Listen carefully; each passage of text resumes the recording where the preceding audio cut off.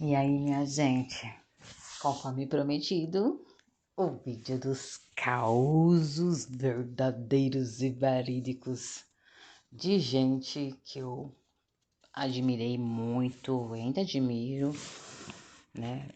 Sacerdote, babalaô, babalorixá, que infelizmente fizeram a passagem por conta de espiritualidade. O pessoal fala, que exagero, mas não é, cara. Acontece o tempo todo. Enfim, vamos lá para as histórias verdadeiras, tá?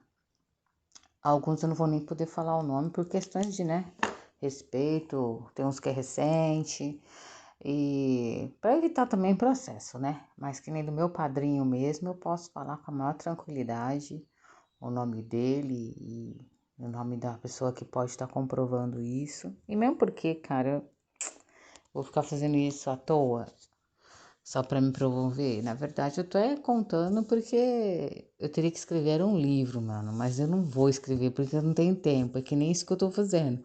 Não vai ficar top, 1000 graus, 100%. Mas é o que dá para mim fazer dentro das minhas condições e é o melhor que eu posso fazer. Então, entre o mal feito e perfeito que não existe, feito estará. Então, vamos lá. Tinha um padrinho na Umbanda, né?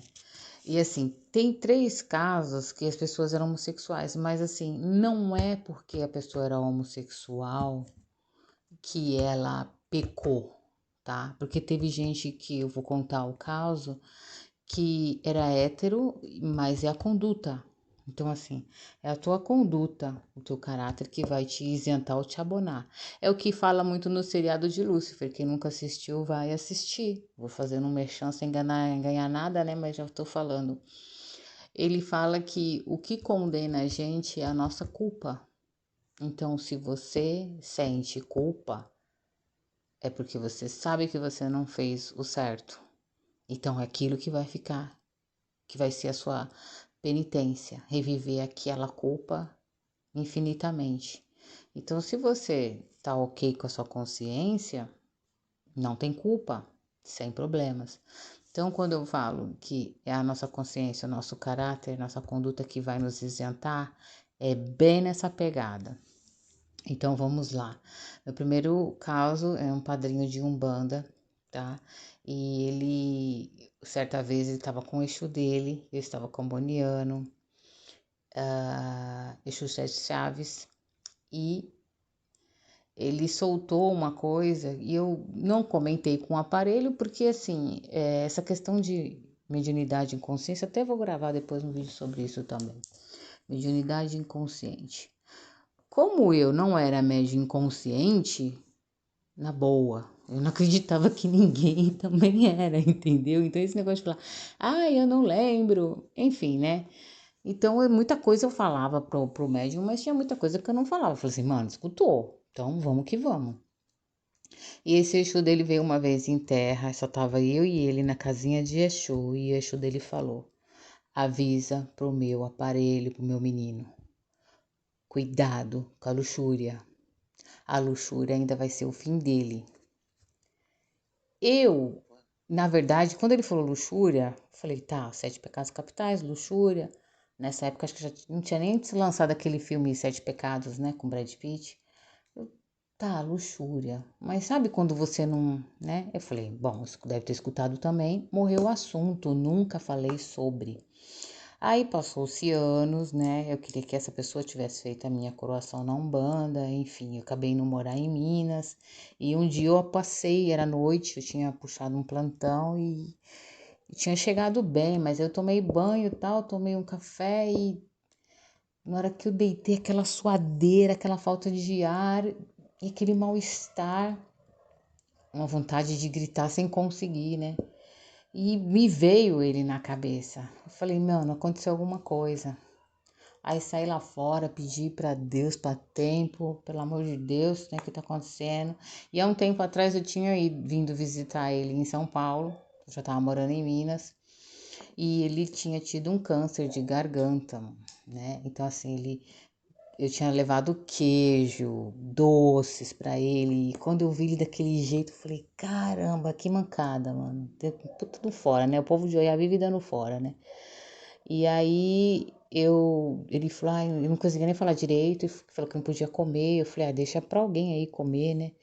Aí, enfim, ele se recuperou. E aí, o que aconteceu? Veio a ligação, informando que ele tinha sofrido um acidente, mas na verdade ele não sofreu acidente, ele foi assassinado num lugar, num hotel, porque ele estava com uma pessoa que ele ia pagar para a pessoa e a pessoa acabou sufocando ele, né? Outras pessoas falam que ele levou tiro, enfim, cada pessoa falou uma história e eu acabei ficando quieta para não chatear nem ninguém, nem o outro, mas eu sabia porque eu passei mal.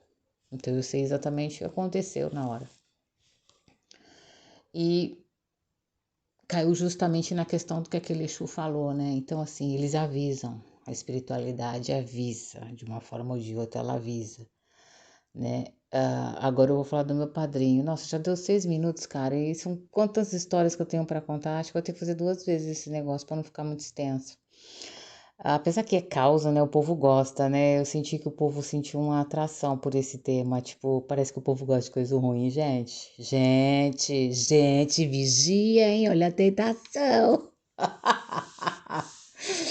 Vamos lá. Meu padrinho de Umbanda, tá? Pai Jefferson. Acho que ele tava com 27 anos ou 33, não sei. Bom, mas lá atrás, tá? 5 anos antes dele morrer, ele recebia uma entidade que chamava-se o Boiadeiro da Laje Grande. Um boiadeiro maravilhoso, era quem dava caminho, quem ergueu o barracão dele, a casa dele, e era a linha de frente da casa. Meu pai, Jefferson, tinha uma mediunidade top, assim, muito forte. Ele fez Angola, depois ele foi fazer Umbanda, quer dizer, ele fez um caminho invertido, né? Então, assim, ele apanhou na esteira. Quando ele foi se coroar, eu estava lá, né? E já admirava muito. E acabei, por sorte, indo ser filha dele, né? Era meu amigo e depois acabou virando meu padrinho. E o que aconteceu com ele? Seu Laje Grande sempre vinha das consultas. E eu sempre estava indo lá, mesmo morando na São Judas, que era longe pra caramba. Eu pegava um ônibus 2 horas e meia até chegar lá no Jardim Colorado. Às vezes eu até dormia lá, ou saía, já ia pro plantão, enfim. E aí, seu Laje estava eu e Mãe Cida. Esse é o nome que eu vou falar, Mãe Cida. Nós estávamos lá, seu Laje Grande virou pra mim e falou, ó, meu menino, meu apari, ainda falava assim, daqui 5 anos vai morrer. Um tiro na barriga e um tiro na cabeça. Eu falei, o quê? Ele é. Eu falei, não, meu velho, que história é essa? Ele falou, é o destino dele, é o que vai acontecer. Eu falei, não, eu já tinha feito minha coroa de Umbanda, né? Era abusada, né? Ainda sou um pouco. Eu falei, meu, que história é essa? Não, tem que ter, vamos negociar, meu velho. Não tem como fazer alguma coisa, um corte, alguma coisa, mano. Não, é o destino dele. Eu falei, mas e a gente? Eu falei assim, vocês vão viver. Eu falei, não, mas e o menino? O menino, ele é novo, tem muita coisa para viver. Ele, não, é o destino dele. Eu falei, não tem como negociar? Não tem nenhuma negociação? Ele, não. Você vai contar para ele? Eu falei, lógico que eu vou contar. Quem mandou o senhor me contar? Eu vou contar para ele sim. O senhor não tá mentindo? Não. Ele sabe. Eu falei, então, eu vou confirmar então com ele essa história. Desincorporou, primeira coisa. Eu falei, pai Jefferson, senta aqui. A da Laje Grande falou isso. A mãe Cida, não, filha, não fala isso. Eu falei, eu vou falar, porque eu falei para ele que eu ia falar. E eu quero uma solução. E ele falou que não tem solução. Aí meu pai Jefferson, não, imagina, o boiadeiro tá doido. Eu falei, não tava doido não. Não tava, porque ele tava em terra sim. Era ele sim, ele falou. Não, você tá doida, é assim. A mãe Cida, não, foi isso mesmo. Eu falei, ainda bem que a senhora tá aqui, mãe Cida, pra me confirmar, senão eu ia ser tirada de louca. Ah, então tá bom, não sei o que, depois a gente vê isso aí. Aí eu fui pra minha casa, no outro dia ele me ligou, ele vem aqui. Aí conversamos, acabei, pediu para mim dar passagem para uma entidade, e aí conversaram, enfim. A conclusão que se chegou era que começasse a fazer as coroações dentro da casa, né? Para deixar uma herança, né? A família, a rama da família. E aí foi o que a gente fez, né? A gente acabou coroando as pessoas, depois eu acabei saindo, tentei 2 vezes sair, né? Porque eu tinha que fazer santo, tinha que passar pelo candomblé. E eu tava na mata, que é até um caso que aconteceu com um filho meu. Tava na mata fazendo um ato lá, tava até com Dona Maria.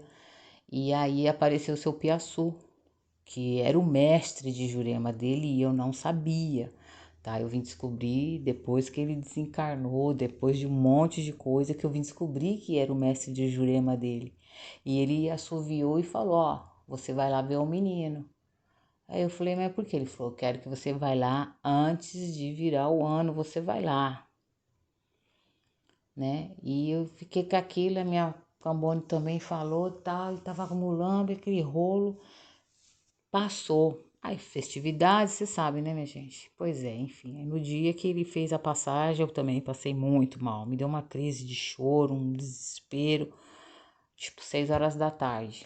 Aí, na madrugada, ele foi assassinado. Exatamente do jeito que o seu boiadeiro da Laje Grande falou. A pessoa conhecia ele e deu um tiro na barriga. Viu que não foi o suficiente, atirou na cabeça para exterminar. E essa história do meu pai tem uma história mais ainda complicada, porque tentaram fazer ele de escravo. É uma outra história que eu posso contar depois também. Vou até anotar aqui, que senão eu esqueço, gente, porque é muita história, muita emoção, é muita coisa. Então, meu padrinho foi avisado sim, né? E a gente e os filhos, os mais velhos, eu tinha acabado de fazer santo, tinha acabado de sair do preceito de santo. Minha sorte que meu mestre veio, já estava sabendo, me preparou, né? Porque eu já nem estava mais na casa de santo do meu pai de santo, que me fez no santo. Porque aí na hora de pôr a mão na cabeça dele, quem pôs a mão na cabeça dele fui eu, né? Mas Cida ali comigo, ajeitamos, né? Então, assim, quem levantou a cabeça dele fui eu, mas Cida que colocou a mão para colocar a guia. Então, assim, foi muito difícil, é uma pessoa que eu amo muito, tanto que eu ainda cultuo ele sim, tenho muito amor e tá sempre muito presente na minha vida, apesar de todo esse tempo que já passou. E depois eu conto a história que teve com ele, que tentaram amarrar ele e tal, mas é uma outra história. Então, assim, ele foi avisado. Ele, eu não digo que foi um caso de que ele deu mancada com a espiritualidade, né? Já estava pré-determinado, né? Agora, o primeiro caso, sim, que já tinha sido avisado, né? E sabia que esse seria uma problemática, né? Agora, do meu pai Jefferson, eu não sei, eu acredito que foi um aviso mesmo. Talvez se ele tivesse tentado mudar o destino dele em algumas atitudes, talvez nós não tenhamos feito as perguntas certas, né? Na hora que eu fui falar com o seu boiadeiro de negociar, né? Apesar que ele foi muito incisivo, não tem o que fazer. Então ficou esse aprendizado, né? Tem também a história do pai, Igbale, não vou falar nome para evitar problemas, né? E mais na frente também dá para falar outra história do pai, porque ele tem uma semelhança muito grande com a rainha do voodoo, né? Depois vou fazer um vídeo deles também, falando sobre essa história. O pai, eu queria que ele tivesse feito as minhas coisas de santo, né? E meu caboclo não deixou, não deixou. Não, não vai fazer com ele, mas eu quero, meu marido já fez santo com ele, eu quero fazer com ele. Não, não, não, não, não. Depois eu fui entender, né? Porque ele ia morrer, né? Então, por isso que eu não fiz as minhas coisas com ele. Então, foi por isso, né? Mas ele, mediunidade top também, um babalorixá maravilhoso. E ele hoje virou Baba Egum, é cultuado, né? E ele foi avisado, né? Oiá já tinha pedido casa, já tinha tido 2 oportunidades de pessoas chegarem e falar, ó, toma aqui, pai, vai tocar sua casa aqui. Exu já tinha vindo e falado, Exu no jogo pedindo para puxar lá onde ele morava, a gente fazer lá a roça maior, porque já tinha o quarto de santo, né? Só aumentar um pouco o espaço. para que ele tocasse mais, que tivesse mais compromisso não dentro da espiritualidade, porque ele tinha o compromisso dele, tinha o axé dele, mas que ele tocasse a casa dele de candomblé, né? Formalizasse os filhos dele ali, dando ensinamento e continuidade na família, né? E ele não queria. Ele era super convidado para ir nas outras casas, para ser padrinho de Oruncó, mas ele mesmo ter o compromisso de assumir a casa, ele não queria. Ele fazia o que ele tinha para fazer com os filhos dele, mas ele não queria expandir e nem fincar o pé de assumir um compromisso por conta das coisas que aconteceram com ele, de muita traição, né? Acontece muita coisa, né, gente? Eu até entendia, só que assim, o orixá estava sendo muito incisivo, né? Queremos a casa, queremos a casa. E apareciam oportunidades das pessoas falar, ó, tó esse terreno, tó essa casa. Então, você fica, né, naquela. Enfim, eu sei que o pai foi fazer um buri, foi pedido um buri, ele foi fazer e foi falado novamente essa situação. Eu lembro que no dia que ele voltou do buri, a gente se falou pro WhatsApp. Eu falei, então, pai, vamos providenciar essa casa aí, né? Eu já tinha feito santo com outro pai de santo, mas eu tava lá com ele, pra você ter uma ideia do tanto da afinidade que eu tinha com ele e queria ficar com ele. E ele, tá, a gente vai ver, filha. Enfim, não viu, caiu numa situação numa arapuca, né? Não tenho como provar, então por isso que eu não vou falar nomes, mas a gente sabe, e ele foi asfixiado, né? Apertar a garganta dele até faltar o ar, né? Não consigo nem falar a palavra porque o negócio foi tão. E eu passei muito mal durante o dia e um dia e meio, ele não me respondia no zap. Eu falei, meu, aconteceu uma coisa. Na hora que o telefone tocou, eu falei, aconteceu. Né? Então foi tudo muito triste, mas ele também foi avisado, né? Tem mais 2 casos ainda, mais 3 casos, mas eu acho que eu vou deixar para fazer um outro vídeo para não ficar muito grande, né? Porque hoje as pessoas estão com muita pressa, né, mano? Até eu, às vezes, dependendo do que é, não vou ver isso aqui, não. Mas quando a gente gosta mesmo, a gente tá afim, a gente acaba, né? Que nem outro dia eu assisti um vídeo aqui de 2 horas e meia, né? E foi maravilhoso. Então, quando nos interessa, vai nos acrescentar em algo, a gente acaba ouvindo, né? E eu nem sei se o povo vai ouvir, também não tô nem preocupada. Eu tô passando pra frente porque mandaram eu passar, então eu vou passar pra frente. Mas esses casos eu vou dar um break e gravo outro e vamos que vamos.